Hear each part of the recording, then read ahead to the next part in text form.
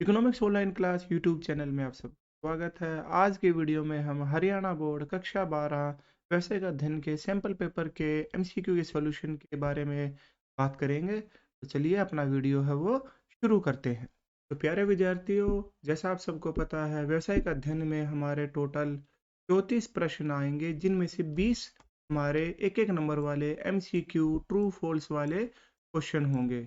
इसके अलावा हमारे 3 अंक वाले, 4 अंक वाले और 6 अंक वाले प्रश्न भी आएंगे। तो आज की वीडियो में हम एमसीक्यू के सॉल्यूशन के बारे में बात करेंगे। तो चलिए वीडियो है वो शुरू करते हैं। हमारा जो पहला प्रश्न है, धन्या एक संस्था के वित्त विभाग का प्रबंधन कर रही है।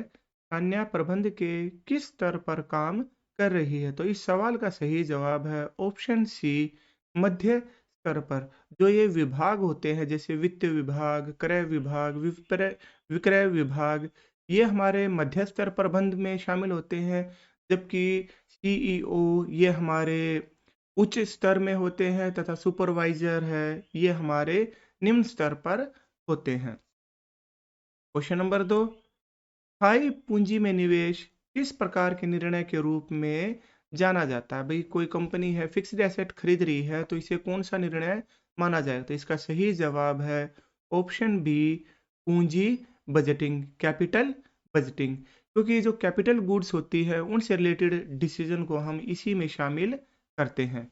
आगे बढ़ते हैं। वर्ष 2023 में कंपनी का उद्देश्य वर्ष 2022 की तुलना में बिक्री में 10% वृद्धि करना है। यह कथन प्रबंध की किस विशेषता पर प्रकाश डालता है? तो इस स्टेटमेंट में कंपनी ने 2023 के लिए टारगेट है वो सेट किए हैं। तो इसे हम बोल सकते हैं कि प्रबंध एक लक्ष्य उन्मुख प्रक्रिया है, क्योंकि इसमें टारगेट सेट किया गया है। तो management is a goal oriented process इसका सही जवाब होगा। क्वेश्चन नंबर 4, व्यावसायिक पर्यावरण के महत्व की पहचान करें। Identify the valid importance of business environment. तो इसका सही जवाब है ऑप्शन ए, अवसरों की पहचान करने तथा प्रथम प्रस्तावक के लाभ प्राप्त करने में सहायक। अर्थात बिजनेस इन्वायरमेंट की स्टडी करके हम जो अपॉर्चुनिटीज होती हैं उनका फायदा उठा सकते हैं, और जो कहते हैं ना फर्स्ट मूवर, जो पहले कदम उठाए उसकी जो लाभ है वो भी प्राप्त कर सकते हैं। एक कहावत भी है, जो मारे सो मीर, अर्थात जो सबसे पहले ट्राई करता है वो बहुत ज्यादा प्रॉफिट है वो ले सकता है। क्वेश्चन नंबर 5, निम्नलिखित में से किस संवर्धन तकनीक में अधिकतम लचीलापन है? प्रमोशन की कौन सी टेक्निक में सबसे ज्यादा फ्लेक्सिबिलिटी है?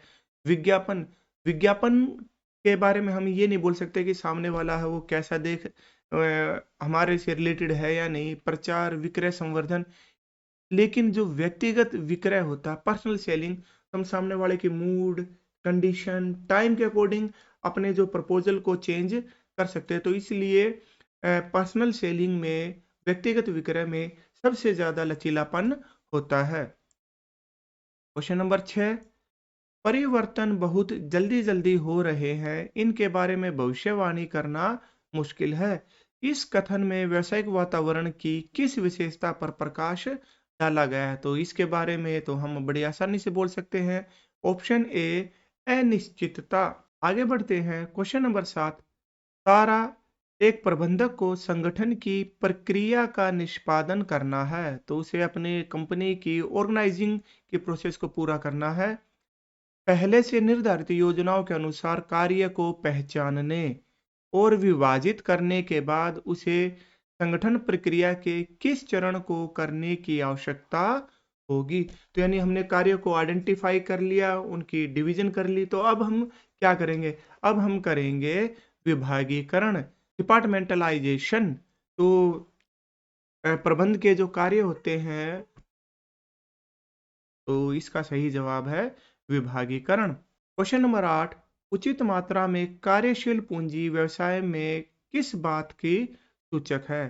तो यदि व्यवसाय में पर्याप्त कार्यशील पूंजी है तो हम ये कहेंगे कि उस व्यवसाय में पर्याप्त तरलता है, लिक्विडिटी। क्वेश्चन नंबर 9, जैसे कि हम अपने पिछले वीडियो में भी बता चुके हैं कि आपके इस सेशन से जो स्टेटमेंट वाले क्वेश्चन है वो आएंगे। तो चलिए इन क्वेश्चनों को शुरू करते हैं। पहले हम आंसर के बारे में बात कर लेते हैं कि हमने आंसर कैसे देने हैं। हम ऑप्शन ए देंगे यदि स्टेटमेंट 1 है वो ट्रू है लेकिन स्टेटमेंट 2 है वो गलत है। ऑप्शन बी देंगे यदि दोनों गलत हैं।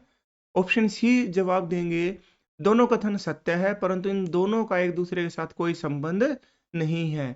और ऑप्शन डी देंगे ये दोनों कथन सत्य है और कथन 2 को कथन 1 से निष्कर्ष लिया गया, अर्थात जो स्टेटमेंट 2 है वो स्टेटमेंट 1 से जुड़ा हुआ है। तो एक बार स्टेटमेंट पढ़ते हैं। स्टेटमेंट 1 है प्रबंध व्यापक है, तो ये स्टेटमेंट तो बिल्कुल सही है कि जो मैनेजमेंट है वो मैनेजमेंट इज परवेसिव। स्टेटमेंट 2 है वित्तीय के साथ साथ गैर वित्तीय संस्थानों को भी प्रबंध की आवश्यकता होती है, तो स्टेटमेंट ये भी सही है। और साथ ही साथ हम ये भी बोल सकते हैं कि ये जो स्टेटमेंट है इससे डायरेक्टली जुड़ी हुई है। तो हमारा जो सही जवाब है वो होगा ऑप्शन डी कि दोनों कथन सत्य हैं और जो कथन 2 है उसे कथन 1 से निष्कर्ष लिया गया है। तो option D is the correct answer. आगे बढ़ते हैं। क्वेश्चन नंबर 10, परिवहन सेवा समय उपयोगिता बढ़ाने में सहायक है। यदि हमारे पास भाई अच्छी ट्रांसपोर्टेशन होगी तो हम टाइम यूटिलिटी है वो क्रिएट कर सकते हैं। और भंडारण सेवा स्थान उपयोगिता बनाने में सहायक है। और जो स्टोरेज वेयर हाउसिंग होती है वो प्लेस यूटिलिटी क्रिएट करता है। तो ये स्टेटमेंट है वो हमारा सही है। स्टेटमेंट 2 है अच्छी भौतिक वितरण रणनीति समय उपयोगिता के साथ साथ स्थान उपयोगिता को भी बढ़ाती है। यदि हमारे बिजनेस की जो लोकेशन है वो प्रॉपर है तो इससे हमारी टाइम यूटिलिटी भी डेवलप होती है और प्लेस यूटिलिटी भी डेवलप होती है। तो स्टेटमेंट दोनों सही हैं, तो हमारा आंसर होगा कि दोनों कथन है वो सत्य हैं। क्वेश्चन नंबर 11, व्यवसाय के सामाजिक वातावरण का एक उदाहरण दे। सोशल इन्वायरमेंट में हम किसे शामिल करते हैं? समाज से जुड़ी हुई जो बातें हैं उन्हें हम बिजनेस के सामाजिक वातावरण में शामिल करते हैं। उदाहरण के लिए लोगों की शिक्षा का स्तर, सामाजिक बनावट, इसके अलावा रीति रिवाज, त्योहार, ये सारे हैं वो हमारे सामाजिक वातावरण का भाग होते हैं। क्वेश्चन नंबर 12, BIS का पूर्ण रूप लिखिए। तो ये है ब्यूरो ऑफ इंडियन स्टैंडर्ड। इसे हिंदी में बोला जाता है भारतीय मानक ब्यूरो। प्रबंध के विस्तार से क्या आशय है? एक जो मैनेजर है उसके नीचे कितने सबॉर्डिनेट हैं, कितने अधीनस्थ हैं, इसे ही प्रबंध का विस्तार कहा जाता है। सरल शब्दों में कहें तो जो अधीनस्थ होते हैं उनकी संख्या को ही प्रबंध का विस्तार कहा जाता है। क्वेश्चन नंबर 14, ऋण क्षमता अनुपात डेब्ट इक्विटी रेशियो के बारे में निर्णय लेते समय सामान्यतः अंशों की तुलना में डैश सस्ते माने जाते हैं। तो इसका सही जवाब है ऋण पत्र है वो सस्ते माने जाते हैं। डिबेंचर है वो शेयर के मुकाबले सस्ते माने जाते हैं, क्योंकि एक तो जो डिबेंचर होल्डर है वो मैनेजमेंट में पार्ट नहीं लेते, दूसरा इनको एक फिक्स्ड ब्याज देना पड़ता है, और तीसरी और सबसे महत्वपूर्ण बात, ऋण पत्रों पर जो ब्याज दिया जाता है उसकी हमें कर में छूट मिलती है। क्वेश्चन नंबर 15, चालू संपत्ति माइनस चालू दायित्व, तो ये क्या होगा? ये होता है हमारा कार्यशील पूंजी या working capital. Current asset minus current liability equal to working capital. Shaving cream का ट्यूब कंटेनर डैश पैकेजिंग का उदाहरण है। तो इसका सही जवाब है प्राथमिक पैकेजिंग का। जो शेविंग की जो ट्यूब होती है उसका ये जो ट्यूब के अंदर जो क्रीम है ये हमारी प्राथमिक पैकेजिंग होती है। इसको जब उस गत्ते में पैक कर दिया जाता है इस ट्यूब में तो ये होती है हमारी द्वितीयक पैकेजिंग। और जब ऐसी कई ट्यूब को एक बड़े कार्टून में कार्टून के गत्ते के बक्से में डालकर जैसे 20-25 की पैकिंग, वो हमारी होती है परिवहन packaging, transportation packaging. Question number 17, नियोजन डैश देखता है जबकि नियंत्रण डैश देखता है। तो जो नियोजन है वो आगे देखता है क्योंकि हम आने वाले टाइम के लिए प्लानिंग करते हैं, जबकि जो नियंत्रण है वो पीछे देखता है कि हम पीछे जो हमने टारगेट सेट किए थे और जो हमने प्लानिंग किया था तो उसमें क्या कुछ चेंज आया, हमने अचीव कर पाए या नहीं कर पाए, तो उसके अकॉर्डिंग हम डिसीजन लेते हैं, कंट्रोल करते हैं। तो नियोजन है वो आगे देखता है और जो नियंत्रण है वो पीछे देखता है। क्वेश्चन नंबर 18, भारत में नोटबंदी कानूनी वातावरण का प्रभाव है। तो डिमोनेटाइजेशन है वो लीगल इन्वायरमेंट में शामिल होता है। तो ये स्टेटमेंट ट्रू है क्योंकि कानून के माध्यम से सरकार ने नोटबंदी लगाई थी। क्वेश्चन नंबर 19, प्रचार संवर्धन मिश्रण का भुगतान किए जाने वाला प्रारूप है। Publicity is a paid form, यानी पब्लिसिटी के लिए हम पैसा देते हैं। तो ये स्टेटमेंट है वो फॉल्स है।